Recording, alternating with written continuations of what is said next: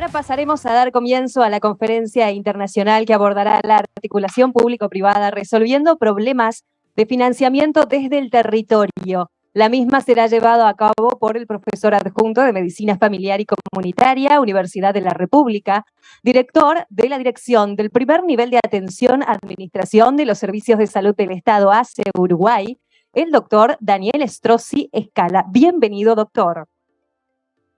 Buenas tardes, muchas gracias por la invitación. Agradezco a Academia, por supuesto, y al doctor Vilosio por esta oportunidad. Y bueno, paso entonces a hacer la presentación.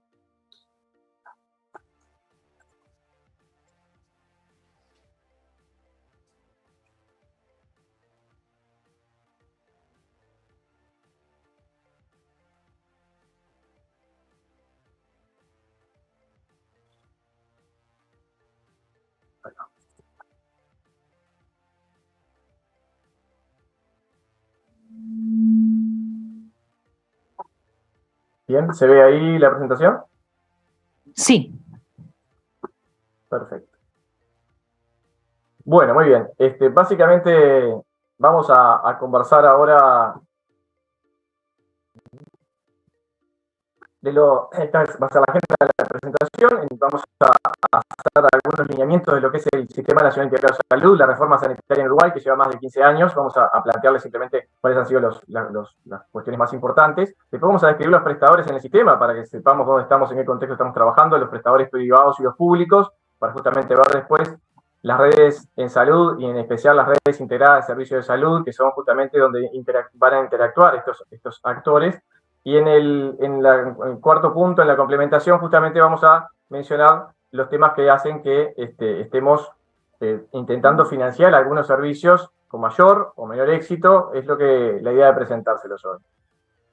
Vamos a pasar entonces a describir un poco el Sistema Nacional Integrado, que en un principio se crea en 2007 mediante una ley, la ley 18.211, con insumos tanto del PIT-CNT, que ya en un congreso del 2001 venía con una idea un poco más de sistema nacional de salud, con un ámbito más público en su conjunto. Después hay insumos de la séptima Convención Médica Nacional, en la cual salieron varios documentos, esto es, del gremio médico, que también sirvieron de insumos para la creación del SNIS, y algunos principios filosóficos de la coalición de gobierno que gana las elecciones por primera vez una coalición de izquierdas, con esta idea de generar una reforma sanitaria.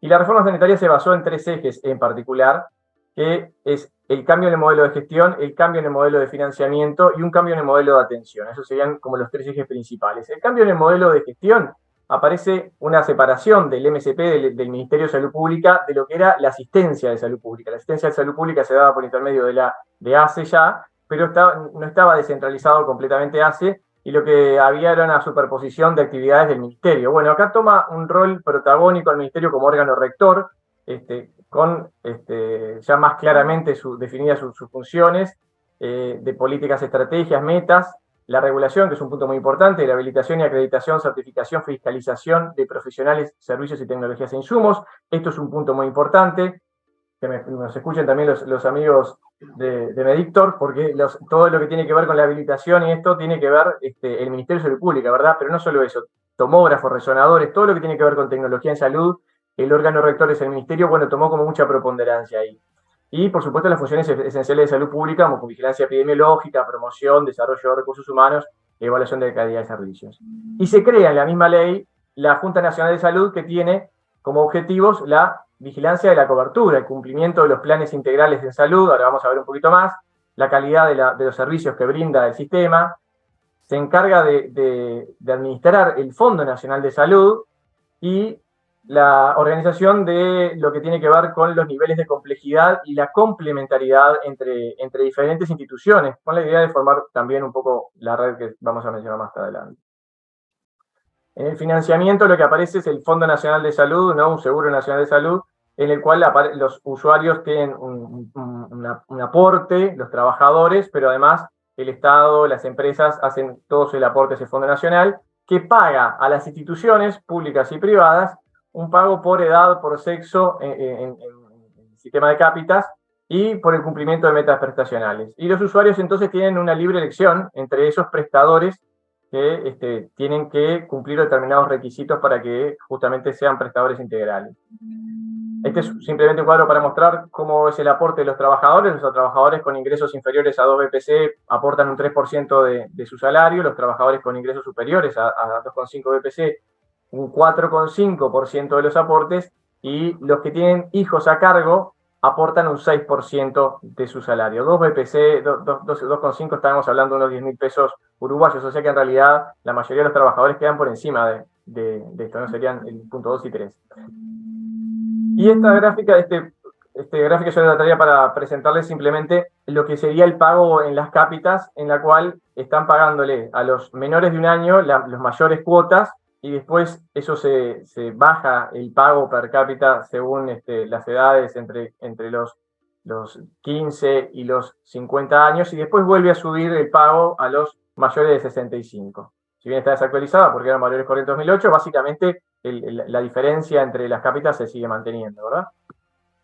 Finalmente, el cambio de modelo de atención, que en la ley del artículo 34 dice que el Sistema Nacional Integrado de Salud se va a organizar en redes por niveles de atención según las necesidades de los usuarios y la complejidad de las prestaciones, y que tendrá como estrategia la atención primaria a salud y priorizará el primer nivel de atención. En el cambio de modelo de atención, básicamente tenemos 3 puntos: el programa integral de prestaciones, que es el PIAS, los contratos de gestión que generan, y las cuotas salud con las cápitas y las metas asistenciales, que vamos a hacer un apunte con respecto a eso. Con respecto al contrato de gestión, bueno, es central para el cambio de modelo de atención, y acá yo destaco algunos artículos que me interesaban. Los prestadores están obligados a brindar los programas integrales obligatorios descritos por la ley. Esto es un plan integral dinámico, se van incorporando cuestiones a medida que van siendo más accesibles y más económicamente, y aparte tenemos los instrumentos para permitirlo, porque tiene que financiar el sistema, ¿verdad? Entonces se van incorporando al PIAS, y eso va de la mano también con aumento en la cuota salud de los pacientes, en la cápita que le pagan. Se amplía la cobertura de salud mental, se establece el pago por cuota salud metaasistencial, que ahora lo vamos a ver. Beneficios especiales a jubilados de bajos ingresos amparados en el ENIS. Esto tiene que ver, por ejemplo, con visitas a domicilio gratis, consultas en policlínicas gratis. Todo por eso la cuota es mayor en este grupo etario. Igualmente, que más abajo dice en el control, en el 3.31.2 dice controles de salud obligatorios y gratuitos a niños, adolescentes de hasta 18 años. Esto también queda incorporado entonces en la cuota, en la cápita, y por eso es que ven que es más lo que se paga dentro del primer año por la cantidad de controles pediátricos que se hacen en el recién nacido, en el niño menor de un año. Después está la meta asistencial. La meta asistencial es que constituye una herramienta de gestión y atención que tienden a impulsar a través de mecanismos económicos mejoras en la calidad de las prestaciones y el desarrollo del modelo de atención propuesto por la reforma sanitaria, que apuntan básicamente a mejorar entonces la salud de la población mediante estos mecanismos económicos. Y vamos a mencionar un par de cosas de las metas. Estas son las primeras metas que surgen. La primera meta, la meta 1 de la salud del niño y la mujer, básicamente tenía que ver con la captación y controles de este grupo. La meta 2, que es una meta muy importante, que ya quedó perimida, diría yo, es la del médico de referencia. En un sistema basado en la estrategia de APS y apoyado fuertemente en el primer nivel de atención, el médico de referencia es una figura clave. Bueno, el sistema lo previó en un principio, impone la meta 2, que es que todos los prestadores tienen que tener sus usuarios referenciados con un médico de referencia. Pero se apuró un poco, yo creo, el sistema en ese sentido, porque las instituciones, sobre todo las más pequeñas, pero yo te diría que todas, no tenían suficientes médicos para tener referenciados a la población que tenían como usuaria, ¿verdad? Esto es, si una institución tenía 50.000 usuarios, no puede tener 5 médicos y le pone 10.000 usuarios a cada médico. Entonces empezó a tener médicos de referencia que no eran tales. En algunos casos, les diré que hasta oftalmólogos quedaron como médicos de referencia de usuarios, que en los hechos no eran médicos de referencia, no iban a tener una continuidad asistencial de sus pacientes, no se iban a hacer cargo de todo lo que tiene que ver en el primer nivel con los planes focales focalizados que trabaja el Ministerio. O sea que ahí la meta 2 generó una distorsión en la atención, porque las instituciones querían cumplir la meta, y esto cumplía si vos tenías a la población adscrita a un médico de referencia. Por lo tanto, esto, si vos sos oftalmólogo, no importa, ahora sos médico de referencia de esta población y te puse 1.000 usuarios contigo referenciados. La meta se cumplió, pero no consiguió justamente el objetivo de la meta en definitiva. Después la meta 3, salud del adulto mayor, era lo mismo que los niños y la mujer. Y la meta 4, cargo de alta dedicación, cambia un poco lo que tiene que ver el modelo de contratación, con contratos de mínimo 40 horas y un máximo de 48, para que justamente y con el valor hora bastante por encima del laudo en ese momento, y iniciaba con médicos del primer nivel, médicos generales, pediatras, médicos de familia, pero rápidamente los otros profesionales también se volcaron a la meta 4 reclamando cargo de alta dedicación, y esto también generó determinadas alteraciones, digamos, del mercado, ¿no? Y esto simplemente para dejarles en qué está la meta asistencial hoy. Bueno, hoy estamos en 4 componentes principales, sigue siendo salud del niño y de la niña, pero con otros subcomponentes parte de la meta, la salud de la mujer y la embarazada, la puérpera, violencia basada en género y generaciones, que tiene que ver con tener un dispositivo institucional para la atención de estos usuarios, prevención y diagnóstico del tratamiento de las enfermedades no transmisibles. Dijimos entonces los 3 ejes de la reforma: el cambio en el modelo de gestión, de financiamiento y de atención, con estas opiniones que les vertí. Y ahora les voy a mostrar un par de diapositivas que tienen que ver con el financiamiento en el ámbito público y privado, que sale de las cuentas nacionales en salud, que es un mecanismo estandarizado internacional que Uruguay lo está publicando. Esto es accesible, yo les dejo el enlace ahí, en el cual le quería mostrar primero esto, que es la evolución del gasto de ACE por esquema de financiamiento. Y lo que estamos viendo ahí es, en ACE, ¿no?, el sistema público en el cual yo me desempeño, a partir del 2007, básicamente el sistema se financiaba con fondos públicos exclusivamente. Empieza a aparecer una bandita azul que es el seguro FONASA, ¿sí? En el sistema hay usuarios que aportan al sistema FONASA, que eligen ACE como prestador, o bien yo empiezo a trabajar y si no elijo ningún prestador privado, por defecto me asignan a ACE, ¿sí? Básicamente lo que se ve ahí es la barra azul que va creciendo, ¿sí? La proporción de financiamiento de ACE va creciendo, hasta que finalmente en 2019 un 42% del presupuesto de ACE está financiado por el Seguro Nacional de Salud del FONASA, mientras que el resto está aportado por rentas generales, que esto es lo que a veces en Uruguay se dice el déficit FONASA. Cuando hablan del déficit FONASA es la plata que tiene que poner el Estado en el sistema sanitario por fuera de lo que es el seguro. Y en el ámbito privado, estas son lo mismo, representado la barra azul es el FONASA, pero en los primeros años, 2005-2006, estamos hablando del sistema que existía previamente. Era un sistema, porque no existía FONASA, porque si me pones una franja azul ahí, pero no estaba FONASA. No, el FONASA no estaba, pero estaba DICE, que era el sistema de aseguramiento de los trabajadores, que tenía la característica de que pagaban la misma cuota para todos. Si vos tenías, no importa la edad y el sexo, 20 años hombre, pagaba lo mismo al sistema que un trabajador de 60 años pronto a jubilarse. Esto es, la institución privada recibía el mismo valor. Por ejemplo, 500 pesos. Tengas 20 años hombre, 60 años mujer o hombre, tenías 500 pesos. Pero tenías que darle una serie de prestaciones que también estabas obligado, y eso generaba una distorsión, porque ya les digo, al no haber ninguna diferencia, que muchas mutualistas, sobre todo las más chicas, tenían problemas de financiamiento, y de hecho cerraron muchas mutualistas antes de la reforma. Después del 2007 ven ahí, en amarillo, la barra que se ve es las cuotas particulares, los usuarios particulares de las instituciones, y en negro, en gris oscuro, lo que se ve es el copago, los tickets de medicamentos y los pagos por los otros servicios, tomografía, otros estudios. Entonces, finalmente, en 2019 lo que estamos viendo es una financiación mayormente por el Seguro Nacional de Salud, por el FONASA, que representa un 80% del financiamiento, y tiene un 11% de prepago y un 8% de tasas moderadoras. Las siguientes reformas querían que se focalizara en este 8% de tasas moderadoras, pero bueno, no es despreciable ese 8%, entonces, para poder avanzar en eso. Vamos a hablar entonces ahora en la segunda parte de prestadores del sistema público y privado. Empezamos con el sistema de prestadores privados, que son las instituciones de asistencia médico-privada de profesionales, antes conocidas como IAMC. Y en este cuadrito están todos los prestadores privados y los seguros integrales de salud de Uruguay. Estos son los que tenemos ahora.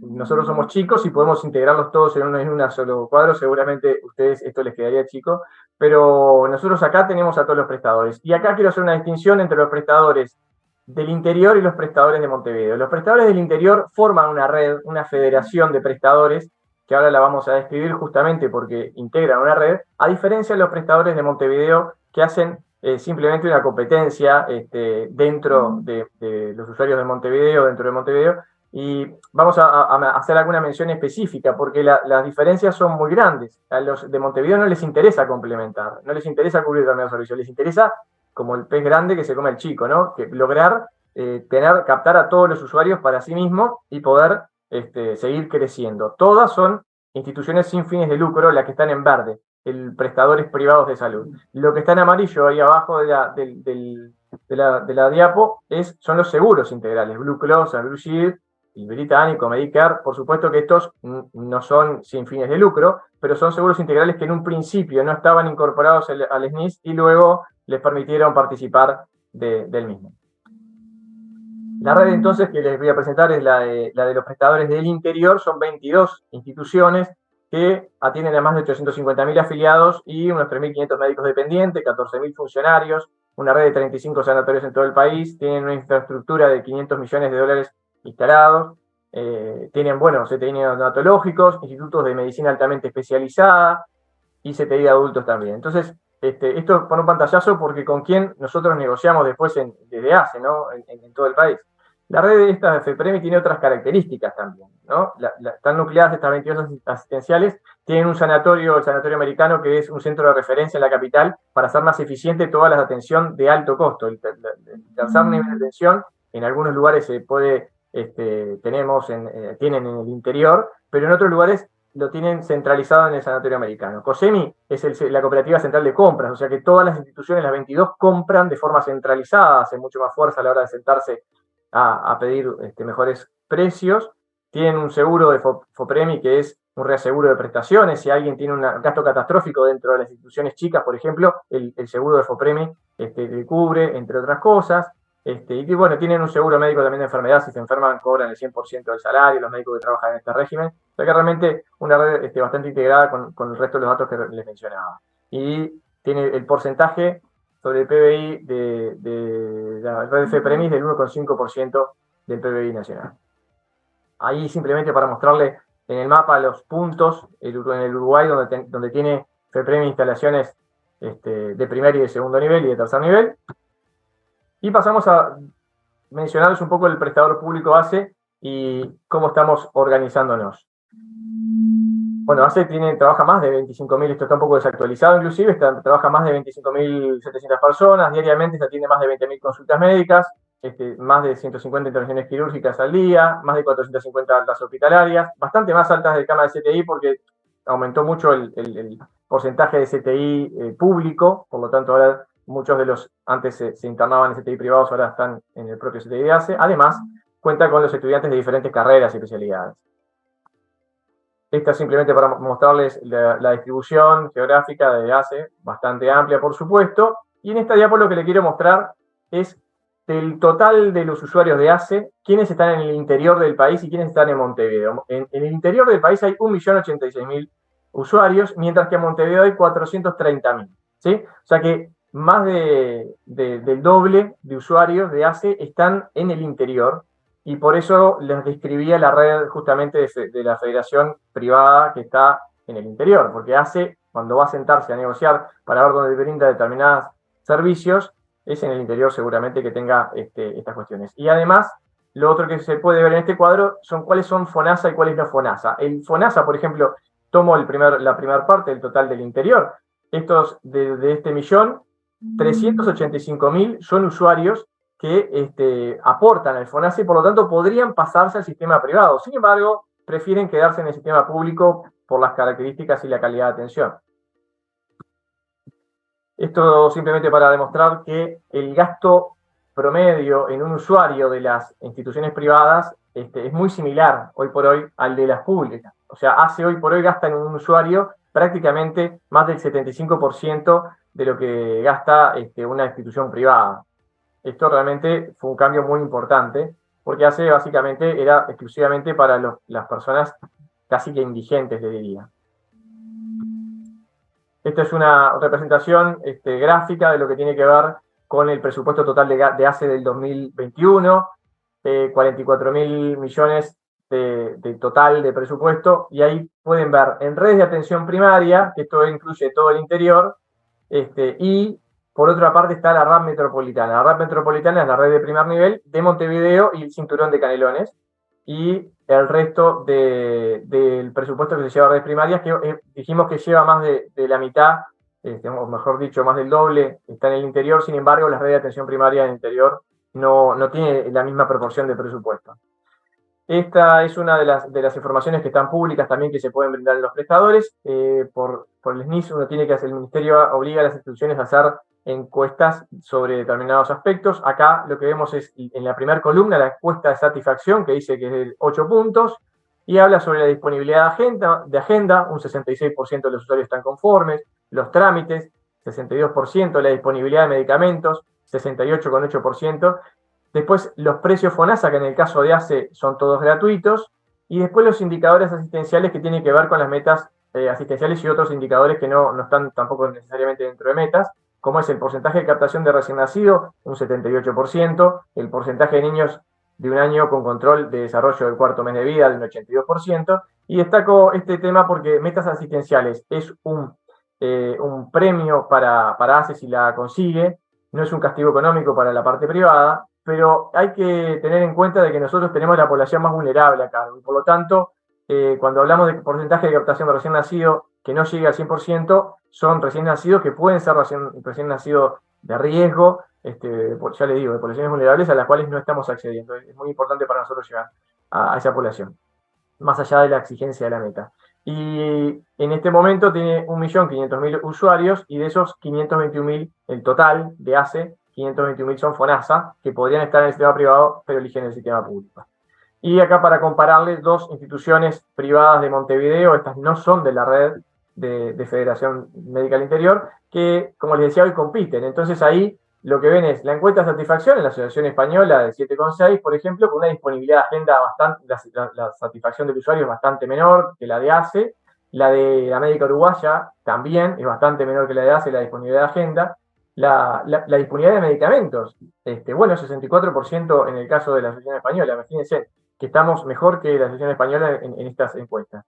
Después, al lado, ven los costos, y ahí lo que quería mostrarles es los costos en la española son bastante superiores a los de la Médica Uruguaya, que en su momento hizo lo que se llama, ¿no?, el descreme de los usuarios, se llevó los usuarios más sanos, y ahí tiene 312.000 usuarios contra 194.000, probablemente porque ellos pueden competir con esta cuestión de bajar los tickets de medicamentos y las órdenes, ¿no?, los copagos.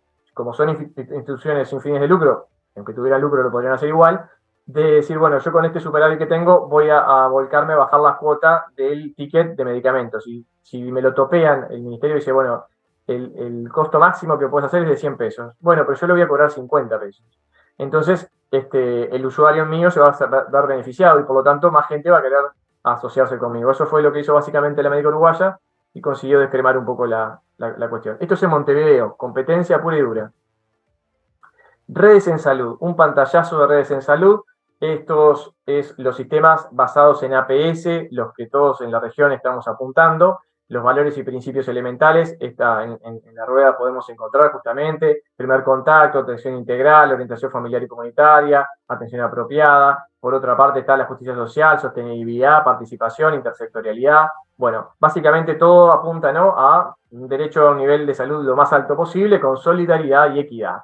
Y la OPS considera que las redes integradas en servicios de salud son una de las principales expresiones operativas en este enfoque. Así que dice y define genéricamente a las redes integradas como una red de organizaciones que presta o hace arreglos para prestar servicios de salud equitativos e integrales a una población definida que esté dispuesta a rendir cuentas por sus resultados clínicos, económicos y por el estado de la salud de la población a la que sigue. Y dice, además, dada la gran variedad de contextos de los sistemas de salud, no es posible prescribir un único modelo organizacional de la RIS, y de hecho existen múltiples modelos posibles El objetivo de la política pública entonces es alcanzar un diseño que satisfaga las necesidades organizacionales específicas de cada sistema. No obstante, entiende que una red integrada de servicios debe cumplir con determinados atributos, y estos atributos yo los presento acá, que es del modelo asistencial, y bueno, que haya una población y territorio a cargo definidos, que sea una red extensa de establecimientos que preste servicios de promoción, prevención, diagnóstico, tratamiento y gestión de enfermedades, rehabilitación, cuidados paliativos, que tenga un primer nivel multidisciplinario que cubra toda la población, que sirva como puerta de entrada al sistema y que integre y coordine la atención a la salud. Bueno, dentro de la gobernanza, el otro punto, un sistema con una gobernanza único para la red, es un punto importante que me parece para destacar. Y finalmente, que tenga la gestión basada en resultados, una gestión integrada en los sistemas de apoyo clínico, administrativo y logístico. Y finalmente, la asignación de incentivos, que el financiamiento adecuado e incentivos financieros alineados con las metas de esta red. Por eso me parecía importante esto de la presentación de los prestadores privados del sistema nuestro. Acá estamos viendo cuando se crea nuestro Sistema Nacional Integrado. En el artículo 34 dice: el Sistema Nacional Integrado se organizará en redes por niveles de atención, según las necesidades de los usuarios y las complejidades de las prestaciones, y tendrá como estrategia la atención primaria en salud. Y el artículo 36 dice: el primer nivel de atención está constituido por un conjunto sistematizado de actividades sectoriales dirigidos a la persona, familia, comunidad y medio ambiente, tendiente a satisfacer con adecuada resolutividad las necesidades básicas de salud y el mejoramiento de la calidad de vida, desarrolladas con la participación del núcleo humano involucrado en contacto directo con su hábitat natural, social, y las acciones de atención integral a la salud serán practicadas por equipos interdisciplinarios con infraestructura y tecnologías adecuadas para la atención ambulatoria, domiciliaria, urgencia y emergencia. Entonces, nosotros en ACE lo que ha habido es desde el 2007, con la creación, que yo les decía, se separa el ministerio, se descentraliza, con esa ley una descentralización completa. En el 2010 hay una creación de las RAP, que son unidades ejecutoras específicas del primer nivel, se separan las policlínicas ambulatorias del hospital y pasan a una unidad ejecutora diferente, que es la RAP, la red de atención primaria, que hay una por cada departamento. Y en 2012 aparecen las redes integradas de servicios de salud en base regional, con más descentralización de procesos y direcciones regionales para organizar un poco esta cuestión. En el 2017-18 aparece el proyecto de la Escuela Andaluza de Salud Pública en la región sur, que surgen más herramientas para mejorar lo que tenía que ver con la red y los interniveles dentro de ACE mismo. Las unidades de enlace básicamente se hacen cargo de eso, de las listas de espera, de las interacciones entre los diferentes niveles. Y en el 2018-19 empieza a desarrollarse el modelo multiescalar de la organización de servicios en base a la movilidad de la población y el vínculo entre las ciudades, que es básicamente el modelo multiescalar de servicios que estamos desarrollando en ACE. Ahí lo que ustedes están viendo son los hospitales, las zonas de intervención geográficas, con los lugares donde tienen de referencia por lo que tiene mejor accesibilidad, ¿verdad? Bueno, viene una pregunta. ¿El SNIS fomenta la construcción de la red? Porque en su propia concepción está planteando que tiene que tener la red. Y bueno, de acá saco una frase de un documento que es justamente esta de la federación. Me interesa estos datos porque si bien yo soy ACE, me interesa cuando yo me siente a buscar ampliar mis servicios o tener una complementación de servicios en determinado lugar para poder financiarlos, necesito saber qué piensa el prestador privado con el que me siento a negociar. Y bueno, el prestador privado tiene este documento que dice: bueno, no existe una gobernanza única del sistema ni una institucionalidad potente que la respalde y que gestione los necesarios acuerdos con las restantes organizaciones que supone integran la red. Y dice más, allá de eso, dice: la conformación de una red que involucre actores públicos y privados de diferente naturaleza y diversos roles requiere instrumentación de acuerdos, de alianzas estratégicas que los vinculen. En este sentido, las instituciones del gobierno de la red deben propiciarlos o promoverlos mediante diversos incentivos que alineen a las organizaciones a los objetivos de la red. Y ellos dicen: nada de eso sucede en el SNIS, a pesar de los textos que les estaba mencionando. Entonces, vimos los prestadores públicos, privados, la red, el desarrollo nuestro del modelo multiescalar, y vamos a mencionar ahora algunos ejemplos de complementación, cómo vamos desarrollando en este Sistema Nacional Integrado, que se supone que se apoya y aplica el paradigma de las redes integradas en servicios de salud de la OPS, en el cual tenemos que trabajar.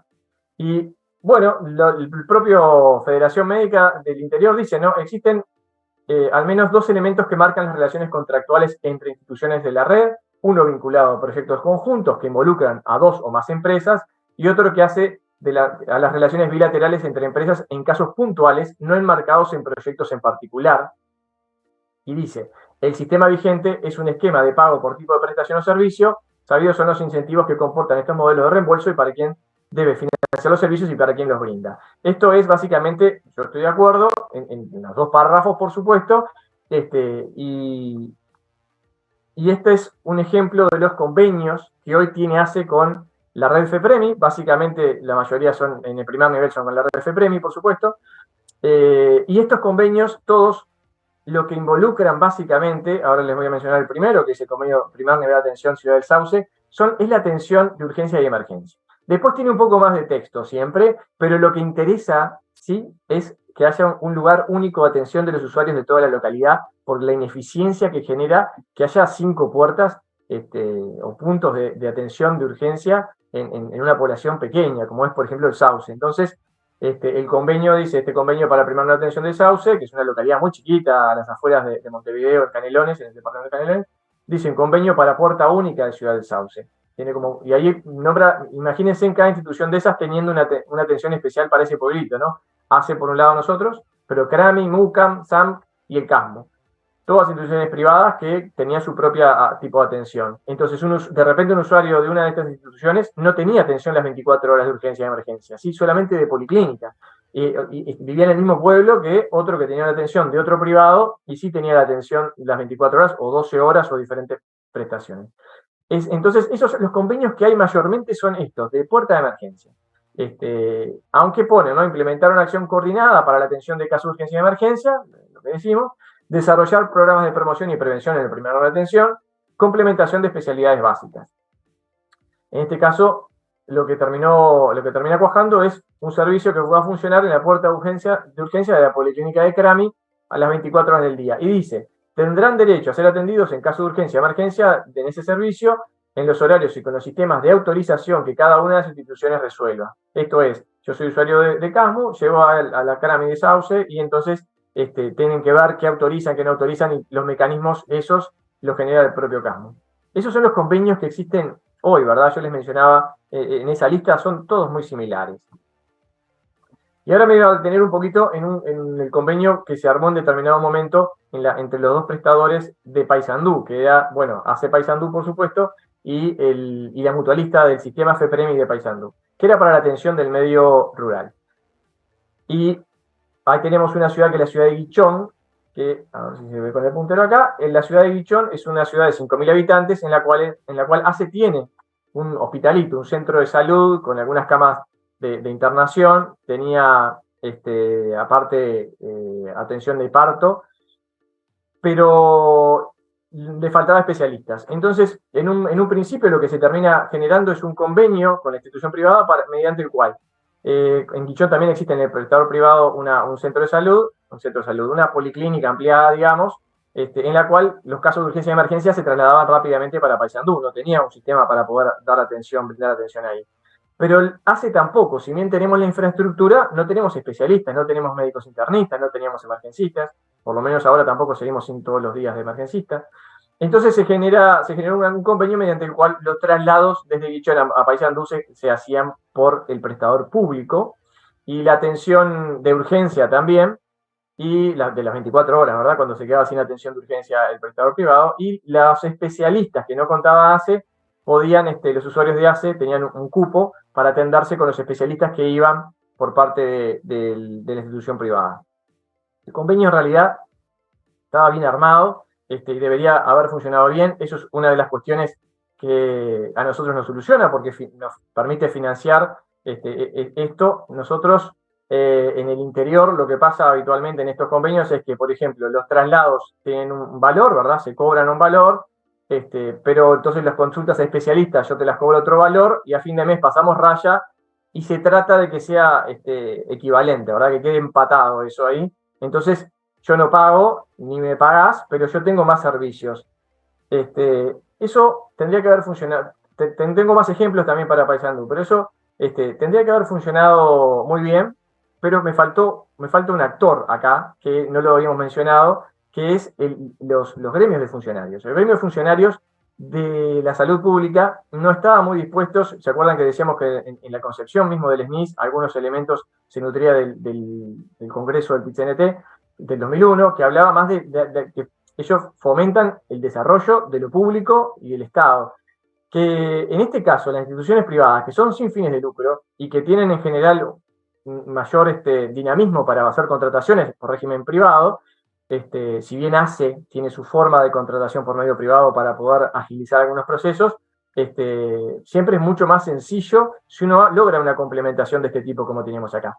Pero los usuarios los trabajadores de Guichón de ACE no estaban muy conformes con este convenio, y por lo tanto los traslados no se hacían traslados por parte de la parte pública de ACE que tenía que cumplir, y la institución privada terminó comprando una ambulancia, poniendo un chofer y enfermería que ya tenía ahí en territorio para hacer los traslados. En definitiva, para terminar de complicar la cosa, hubieron algunas muertes materno-fetales en el interior del país, no acá, en el interior del país, donde había atención solo por parteras. En Guichón no había ginecólogo 24/7, también había una atención solo por parteras, y se cortó la atención entonces de parto en Guichón, cosa que dejó más enojada a la población y a los trabajadores, porque claro, no solo no aumentó el desarrollo de Guichón, sino que disminuyó, porque aparte el problema era que cuando vos te sobraba dinero de la parte privada, tenías que pagar por encima, decía, bueno, me tenés que pagar este mes 50.000 pesos de los traslados. Esa plata no iba para el centro de Guichón, sino que va para rentas generales. Y eso es un incentivo, justamente, carece de incentivo para las instituciones de ACE, hacer estos convenios en los cuales ganan dinero, porque no es un dinero que viene para ACE, ni siquiera para ese lugar local, sino que es un dinero que va para rentas generales. Y por eso la complementación y la financiación, en este caso de ACE, siempre estamos tratando de lograr conseguir un intercambio de figuritas, ¿no? Un intercambio de servicios mediante el cual nosotros no tengamos que poner dinero, pero tampoco nos quede mucho dinero a favor porque no lo necesitamos. O sea, por supuesto, si queda dinero a favor, mejor. No es que regalemos el dinero, nos tiene que pagar, pero sí nos interesa tener servicios, siempre la contraprestación de nuestros servicios que sean en servicios, porque nosotros con el dinero localmente no podemos hacer nada, y ACE Central tampoco, porque va para renta general. Para darle un pantallazo más de cómo estamos en la situación ahora, cuando yo me sienta a negociar, porque esto fue hace unos años, ¿cómo está ahora el cuadro gremial? Bueno, esto es un titular de ahora de julio. Dice, ¿no? Gran parte del presupuesto de ACE es financiamiento escondido para las mutualistas mal gerenciadas, pero el poder político no quiere discutirlo. Esto es, lo saco ahora del 23 de julio, de Martín Pereira, que es el presidente de la Federación de Funcionarios de Salud Pública, que dice, tras 15 años de iniciada la reforma sanitaria que dio nacimiento al SNIS, persisten omisiones del rol que tiene que jugar el Ministerio de Salud Pública en el contralor real del sistema y no ceder ante las presiones de la Corporación Médica Privada, reclama Martín Pereira. Hemos avanzado en hotelería, pero no acompañamos ese avance en lo que tiene que ver con recursos humanos. Un poco lo que yo les decía, ellos quieren la contratación de recursos humanos propios de ACE, propios del público, cuando en realidad lo que está planteando en el SNIS es la generación de una red, que haya complementación, no en un sistema exclusivamente público. Pero bueno, yo eso se los traigo porque para mí tengo que tener en cuenta cuando me siento a buscar opciones. Yo tengo que saber que los funcionarios pueden ser un aliado si los convenzo justamente de qué camino vamos. Por ahora no están muy convencidos, me parecería. Esta es una nota que tiene la Federación Médica del Interior, y se las traigo porque es un caso que es del segundo nivel en realidad, es la puerta de emergencia de Florida, de uno de los departamentos de Uruguay, en la cual el ministerio toma la resolución, después de un conflicto gremial con los pediatras, de generar una puerta única, y ahí sí el ministerio se impone como órgano regulador, como órgano rector, y bueno, termina imponiéndose una puerta única a pesar de los deseos de la mutualista de Florida, y FEPREMI larga este comunicado que pone, ¿no?, su más firme rechazo a la propuesta que quebranta el principio de autonomía y gestión de las instituciones prestadoras del Seguro Nacional de Salud. Y bueno, les asiste cierta razón en el sentido de que la idea es promover las redes y nos interesa justamente hacer más eficiente todo el sistema. No mediante la imposición de determinadas cuestiones que no deberían ser necesarias. Y les traigo un antecedente anterior a este problema que tuvo FEPREM, esto fue en 2016. Les traigo este antecedente que es del 2014. En 2014 se genera, ante la dificultad de atención de cuidados paliativos, se genera entre el prestador público ACE y el prestador privado de San José un mecanismo en el cual se contratan los recursos humanos en conjunto y se brinda la misma calidad asistencial independientemente del prestador. En San José, un usuario que requiera cuidados paliativos, sea de ACE o sea de la mutualista, recibe el mismo equipo de atención y la misma calidad de cuidados.